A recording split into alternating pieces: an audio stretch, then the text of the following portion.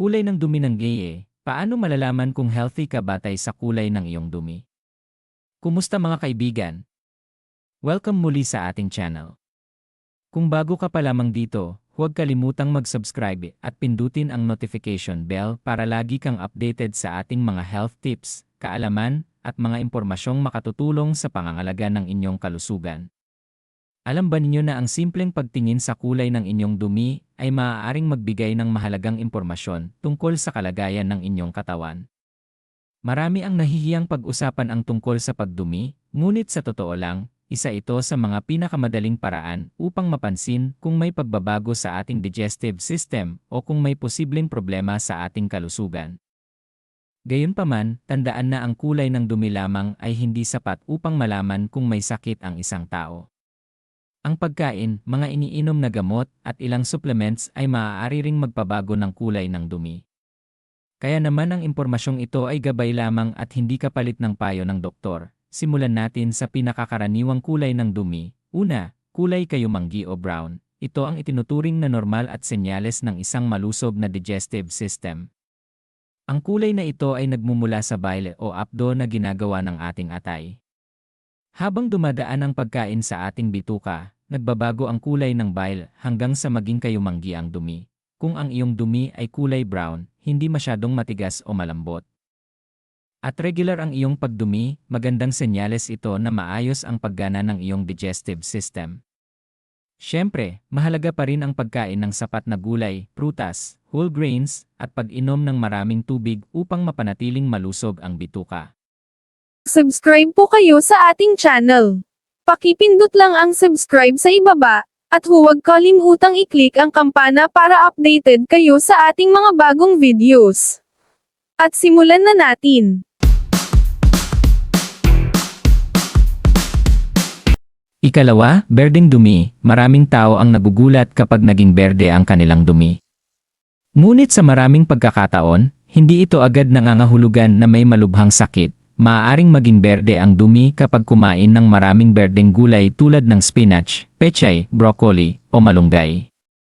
Maaari rin itong mangyari kung umiinom ng iron supplements. Isa pang dahilan ay ang mabilis na pagdaan ng pagkain sa bituka, lalo na kapag nagtatay. Dahil mabilis ang pagdaan ng pagkain, hindi sapat ang oras upang magbago ang kulay ng bile, kaya nananatili itong berde. Kung minsan lamang itong nangyari at wala kang ibang nararamdaman, karaniwan ay wala itong dapat ikabahala. Ngunit kung ilang araw ng berde ang dumi at may kasamang lagnat, pananakit ng tiyan, o matinding pagtatay, makabubuting magpatingin sa doktor. Ikatlo, dilaw na dumi. Ang dilaw na dumi ay maaaring senyales na hindi natutunaw ng maayos ang taba sa pagkain. Minsan ito ay mamantika, mabula, at may napakalakas na amoy. Maaaring may kaugnayan ito sa problema sa lapay o pancreas, sa atay, o sa daluyan ng apdo.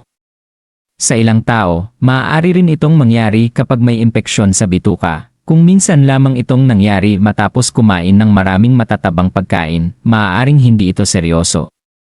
Ngunit kung paulit-ulit ang dilaw na dumi, lalo na kung may kasamang pagbaba ng timbang, pananakit ng tiyan, o panghihina, huwag itong baliwalain at magpatingin sa doktor. Ikaapat, maputla, kulay abo, o kulay luwad na dumi. Ang ganitong kulay ay hindi normal. Maaaring kulang ang apdo na nakararating sa bituka. Posible itong dulot ng bara sa bile ducts o problema sa atay at gallbladder. Kapag napansin mong maputla ang iyong dumi ng ilang araw at may kasamang paninilaw ng balat o mata, maitim na ihi, o pananakit sa kanang bahagi ng tiyan, mahalagang magpatingin agad sa doktor dahil maaaring kailanganin ang masusing pagsusuri. Ikalima, pulang dumi. Ang pagkakita ng pulang kulay sa dumi ay nakaalarma para sa maraming tao. Ngunit bago magpanik, isipin muna kung may kinain kang beetroot, dragon fruit, o mga pagkain may pulang food coloring. Kung wala naman, maaaring ang pulang kulay ay dahil sa dugo. Ang dugo ay maaaring manggaling sa almoranas, sugat sa puwit, o pagdurugo sa ibabang bahagi ng bituka. Kapag paulit-ulit ang pagkakaroon ng dugo sa dumi, o marami ang dugong lumalabas, lalo na kung may kasamang pagkahilo o panghihina, kailangan itong ipasuri agad sa doktor o magtungo sa pinakamalapit na ospital. Ika-6, itim na dumi. Ang itim na dumi ay maaari ring may iba't ibang dahilan. Kung umiinom ka ng iron supplements o ilang gamot, Maaaring normal lamang ito, ngunit kung ang dumi ay sobrang itim, makintab, at parang alkitran, maaaring senyales ito ng pagdurugo sa itaas na bahagi ng digestive system tulad ng sikmura o esophagus. Ito ay hindi dapat baliwalain. Kung wala kang iniinom na gamot na maaaring magdulot ng itim na dumi at bigla itong nangyari, magpatingin agad sa ospital dahil maaaring nangangailangan ito ng agarang gamutan. Bukod sa kulay, ano pa ang dapat mong obserbahan? Hindi lamang kulay ang mahalaga. Dapat ding tingnan ang hugis, amoy, dalas ng pagdumi, at kung may kasamang dugo, uhog, o matinding pananakit ng tiyan. Ang sobrang tigas na dumi ay maaaring senyales ng constipation o kakulangan sa fiber at tubig. Samantalang ang madalas na matubig na dumi ay maaaring dulot ng impeksyon, food poisoning, o iba pang kondisyon.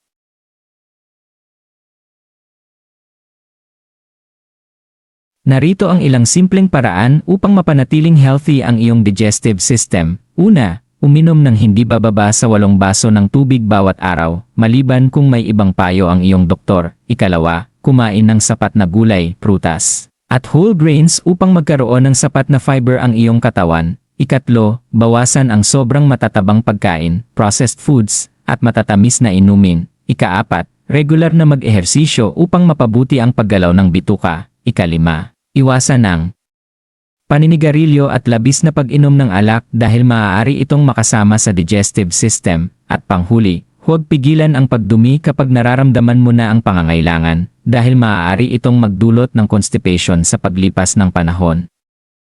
Paalala, ang video na ito ay para lamang sa layunin ng pagbibigay ng pangkalahatang impormasyon tungkol sa kalusugan. Hindi ito kapalit ng pagsusuri, diagnosis, o gamutan mula sa lisensyadong doktor. Kung ang pagbabago sa kulay ng iyong dumi ay tumatagal ng ilang araw, paulit-ulit na nangyayari, o may kasamang matinding pananakit, lagnat, pagsusuka, pagbaba ng timbang, o pagdurugo, magpakonsulta agad sa isang healthcare professional. Maraming salamat sa inyong panonood. Kung may natutuhan kayo sa video na ito, huwag kalimutang i-like, i-share, at i-subscribe ang ating channel. Pindutin na rin ang notification bell upang maging updated sa ating mga susunod na health tips at mga impormasyong makatutulong sa pangangalaga ng inyong kalusugan. Hanggang sa susunod nating video. Ingat po kayong lahat at laging tandaan, mas mabuting maagapan ang sakit kaysa gamutin ito kapag lumala na.